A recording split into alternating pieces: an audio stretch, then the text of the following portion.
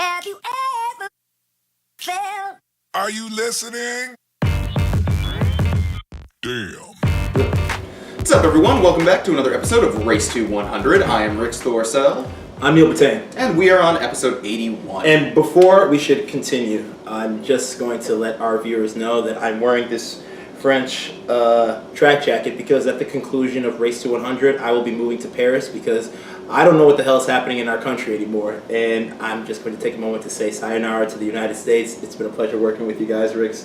Thank you so much. Good release. But to be serious, man, I'm not going anywhere anytime soon. What the hell's going on at the DNC, man? Man, so we've got a very stark contrast between the DNC and the RNC that took place last week. Clearly. I mean, already in the first 2 days, we have a star-studded lineup of Michelle Obama, Elizabeth Warren, Bernie Sanders, obviously. Bernie Sanders, the man. Bill Clinton spoke last night.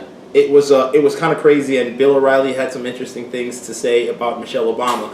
But before we get to that, let's first talk about how powerful the speech of Michelle Obama was. I almost cried when I was watching it, man. It was something else. Hey, listen, when she's getting up there, she's tearing up. She's talking about her kids. I mean, it's a very touching sentiment. Yeah, she's a very real person. She had social media blowing up. Everyone was talking about how powerful, how empowering. Now that is a woman who writes her own speech.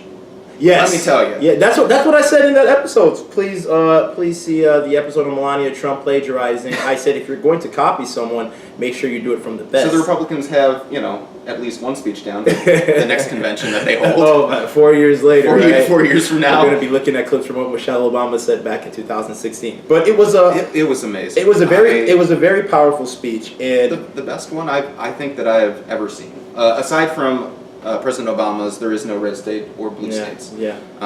Aside from that, I think it's the second best speech that I've ever seen given on a national stage. She did her thing, man. That's a well-accomplished woman, and I think the tearjerker from that speech was when she was talking about how slaves built the White House. Her children were able to play in the front lawn of the White House with their children, with their dog.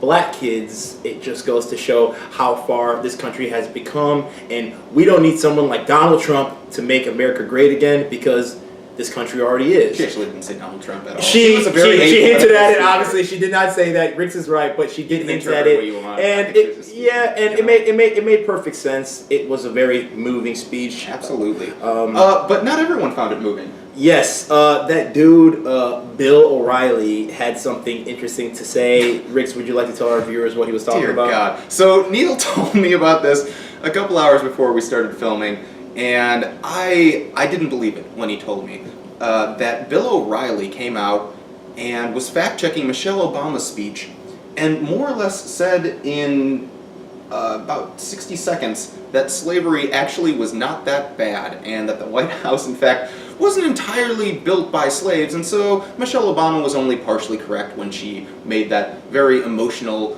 probably the most authentic statement of any campaign that we've ever seen. No, guys. Actually, the slaves had help. Free blacks helped them. Poor whites helped them.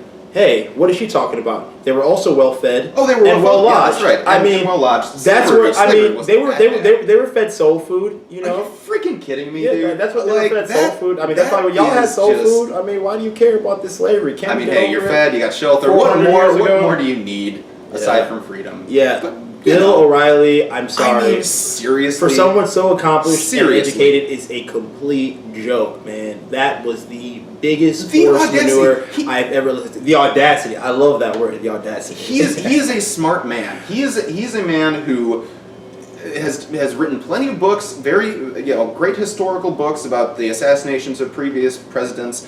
I think that what he has to say, for the most part, tends to be at least somewhat historically accurate. But to nitpick on something like this just seems petty and trivial, and it just, it shows what a shallow type of person he is. And I feel like the only possible reason for him to try and nitpick such an emotional moment is to get ratings. That's got to be the only thing. You even had conservative papers, Red State, the most famous conservative blog out there, come out and say, what is this man doing? I mean, really? Okay. Bill O'Reilly, really? And this goes back to, Rick's, what I've been saying about conservatives throughout the course of Race to 100. I've had this issue with them for the longest. I'm not going to chastise you for who you are and what you believe in. But however, yeah, Rick's can do that. He's a little more politically savvy than I am. However, my issue is when you fail to acknowledge the facts, when you are skeptical to the evidence and data that supports the premise that everyone's been saying, like slavery was effed up, it's not your fault, Bill O'Reilly, but it becomes an issue when you say that it wasn't that bad. Like, that's terrible. And how would you like to be a slave, Mr. Bill O'Reilly? He already is a slave. He might be free in the mind, but he's not free physically. Come on. How much money does that man have? He has Plenty money enough to retire. He has money, but he has to pay taxes to people he doesn't even understand who, what, or why. I mean, but again, we can maybe talk about that on episode 99/100. Yeah, right. For now, we're just going to talk about the DNC. When is Hillary supposed to speak? She will be speaking on Thursday. Okay. And giving her official speech to launch into the general election campaign. So we've got 4 days, another 4 days of the DNC. A lot of stuff going on. Still some great speakers coming up. You're going to have the president speaking. You're going to have the vice president speaking. You're going to have Tim Kaine, the VP nominee, speaking. Yeah. I mean, this is just an incredibly star-studded lineup. Do you have a favorite part so far, aside from Michelle Obama's speech?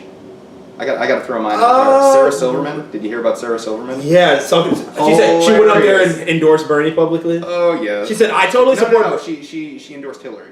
Oh, but she endorsed. She was a Bernie endorser. She was a hardcore Bernie supporter, and when she was saying that she was switching her vote from Bernie to Hillary, she at the end she was getting booed by all the Bernie or bust people, and her response was, "Bernie or bust people, you're being ridiculous." What is the campaign slogan officially for Hillary Clinton? I'm with her. Oh, that's really. I'm with her. Yes. Really? I think okay. I get that. I honestly was curious. It's tough. It's tough because she's a complex thinker. I mean, it's not like she provides simple solutions or says there's going to be an easy way to be able to get where we're going, and it's not really her mantra. She should have said climb the hill with one L and an apostrophe at the end, something like that. Because we're going to make it to the top, y'all, and win this election, hopefully. I mean, if you're looking for that was off the slogan writer, hit me up. Slogan writer, campaign manager. The two of us make a great combo, as you guys can see from Race to 100. So, yeah, feel free to like, comment, subscribe to our YouTube channel for more access to episodes of Race to 100. None of this would be possible without the support of our viewers and subscribers. We appreciate all of the contributions you've made. I'm Neil Batang. Ricks, would you like to add anything else? We will catch you next time on the Race to 100. Peace.